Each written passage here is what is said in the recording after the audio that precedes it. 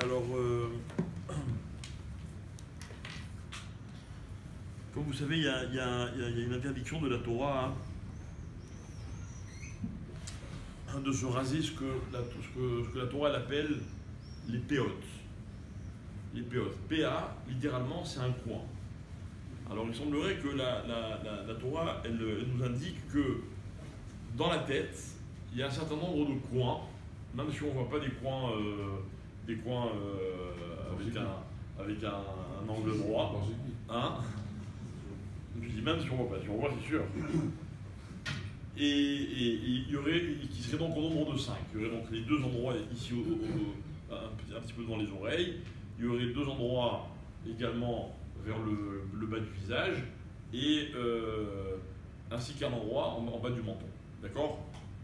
Donc les maasés, ces endroits-là, on n'a pas le droit de les raser, de raser avec ce qu'on appelle un tar. Un tar, c'est quoi? C'est une lame. Et en fait, la halakha, c'est qu'on n'a pas le droit de se raser à ces endroits-là de façon à ce que la racine du poil, elle soit arrachée. D'accord? Bien. Maintenant, quelles sont les possibilités qui sont, oui, autorisées? Alors, évidemment que le rasoir électrique, c'est complètement interdit, surtout le visage. Et, non, c'était pour voir qui rase le rasoir électrique, d'accord? En fait, grosso modo, il y a trois façons de se raser. Il y a la lame, le rasoir électrique et la crème épilatoire. Ok? Alors, le Rav dit comme ça, il dit que le meilleur moyen, c'est la crème épilatoire. D'accord? Parce que apparemment, c'est pas de mâcherie, parce que l'issue, c'est de la shrite, c'est-à-dire littéralement de déraciner. Ok? Donc, la crème épilatoire, c'est la moins problématique. Mècherie. Hein? Mècherie. Mais Ça s'appelle mècherie. Mècherie. Ok?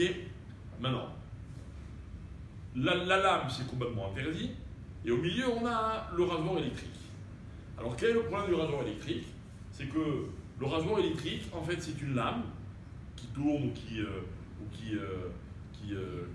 vibre enfin, à l'horizontale, qui est recouverte par une grille. Et donc, entre la peau et la lame, il y a une grille. Maintenant, il y a plusieurs types de grilles. Il y a des grilles qui sont suffisamment épaisses pour que le rasage se fasse pas en profondeur et donc il n'y a pas le problème de ashrata. Mais il y a des rasoirs où la lame elle est tellement fine que finalement la grille est tellement fine que la lame finalement elle arrache oui la racine du poil comme si c'était un rasoir avec une lame. D'accord? Donc il ne faut pas non plus prendre n'importe quel rasoir. Ok? Normalement, moi je me rappelle dans les yeshivot, quand on achetait des rasoirs, d'abord on allait chez le Rav, on lui montrait et nous disait si ce rasoir-là il était bon ou pas. Ok, donc si vous voulez, on a un spécialiste ici, Rabbi Michael Pascali, qui connaît super bien en rasoir, vous pouvez lui poser Je suis plus à la mode. toutes les questions que vous voulez. Ok, maintenant, comme les endroits qu'on appelle les péotes, il y a des marloquettes, ils sont un peu difficiles à définir, on ne sait pas exactement où ils commencent, où ils terminent, etc. Donc du coup, normalement, on pourrait, dans certains endroits, se raser avec une lame, parce qu'on serait sûr que ça ne fait pas l'une des péotes. Mais comme on ne sait pas vraiment, donc tout ce qui est le visage, on ne peut pas. Tout ce qui est autour des oreilles, on ne peut pas. Éventuellement, on peut se raser à la lame, dans la nuque.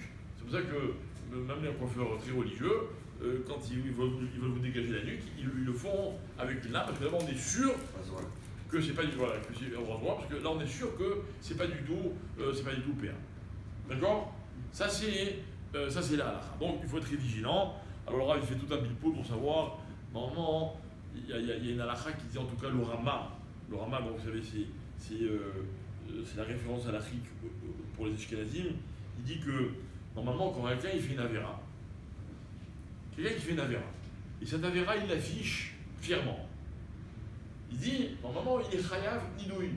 On doit l'excommunier. Il fait une avéra, il vient et genre, il se cache pas. Tu fais une avéra, ok, il faut avoir un peu honte quand même de l'avéra. D'accord? Quelqu'un qui a une attitude dans laquelle il montre qu'il fait une avéra et qu'il n'a pas honte, normalement il est chayav nidouï. Ok? Il faut savoir que par exemple, un juif qui vient en voiture à la au Shabbat, il sait que c'est un jour et il se garde devant. Et il dit, cher, moi j'ai pas honte. C'est pas bien. Les Sfaradim, ils sont plus méquilim sur ça. Il y a deux écoles. Il y a une école qui dit quelqu'un qui fait une avéra bégalouille, ben, il vaut mieux être sévère avec lui. Pourquoi? Comme ça, les gens comprendront la gravité. Pourquoi? Parce que quelqu'un qui fait une avéra et qui la montre en public, quelque part, il. La provocation. C'est pire que la provocation. Quelque part, ça rend la chose moins grave. On s'habitue à la chose. D'accord? Lui, c'est un provocateur ou pas, ok. Mais les gens qui le voient, ouais, moi je connais pas de gens qui se rasent.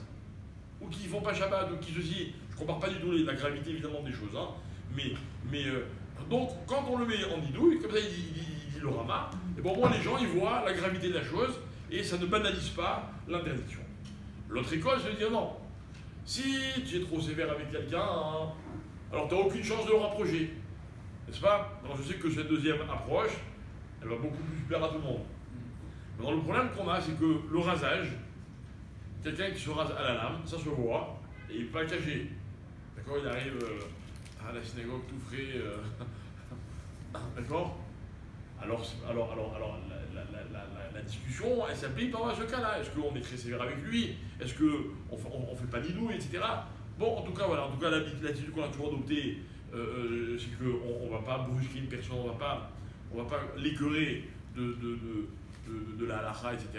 Mais il faut savoir que c'est une chose qui est grave et il ne faut pas s'y habituer. C'est un issou midoraita, il y a même plusieurs issouim. Il faut attention de ne pas s'y habituer. Maintenant, concernant les péotes elles-mêmes, d'accord, ce qu'on laisse pousser autour des oreilles, d'accord. Là aussi, il y a deux façons de penser. Il y a une façon de penser qui est surtout répandue chez Ashkenazim, où on laisse pousser les cheveux, d'accord. On laisse pousser les cheveux. Alors, il y a plusieurs mesures, d'accord. Ou bien il y a des gens qui ne coupent pas du tout cet endroit-là. Donc vous avez des gens comme ça qui ont des touffes. Vous avez des gens qui ont des longues péotes. Ok, c'est une façon de montrer qu'on ne touche pas à cet endroit-là. Parce qu'en plus, il y a une certaine kimoucha, apparemment, dans les cheveux qui poussent dans ces endroits-là, dans les endroits qu'on appelle les péotes. Ok. Et puis il y a une autre école, qui est notamment suivie par les Sfaradim, qui dit que non, il n'y a aucune raison de laisser pousser, on a le droit de couper. D'accord? Alors vous avez des gens qui vont laisser les péotes longues, d'autres qui vont, comme je viens de le dire, laisser complètement les cheveux dans cette zone-là, d'autres qui ne vont pas couper plus haut que l'os, le début de l'os, la fin de l'os, le tour de l'oreille, bref, vous avez un peu tous les minaki. Maintenant, vous savez qu'il y a un principe qui dit que quand quelqu'un il fait une chose qu'il n'est pas obligé de faire, d'accord, il faut faire attention. Il faut attention à quoi? De ne pas arriver à ce qu'on appelle Yohara. C'est quoi Yohara? C'est genre une personne qui veut montrer à tout le monde qu'elle est mieux que les autres. D'accord? Donc imaginez, moi je suis dans une Keïla où les gens ils font des laissent pas pousser les péotes.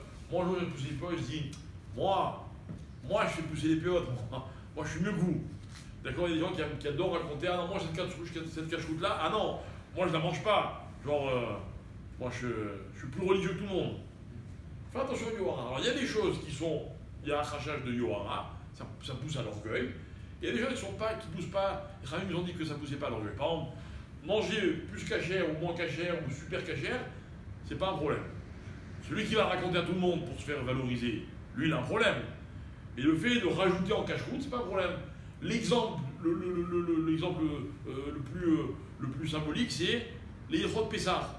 La Gemara dit à Pessah, tout celui qui est marmir, t'envoie la bracha. Plus on en fait, mieux c'est.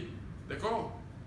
Le Rav dit qu'il veut très beau, il dit quelqu'un qui veut laisser pousser ses péotes ou qui veut laisser pousser sa barbe, admettons qu'il n'est pas obligé de le faire, selon ceux qui pensent qu'on n'est pas obligé de le faire. Mais lui, il sent que ça lui rajoute par exemple de la hirat shamaï.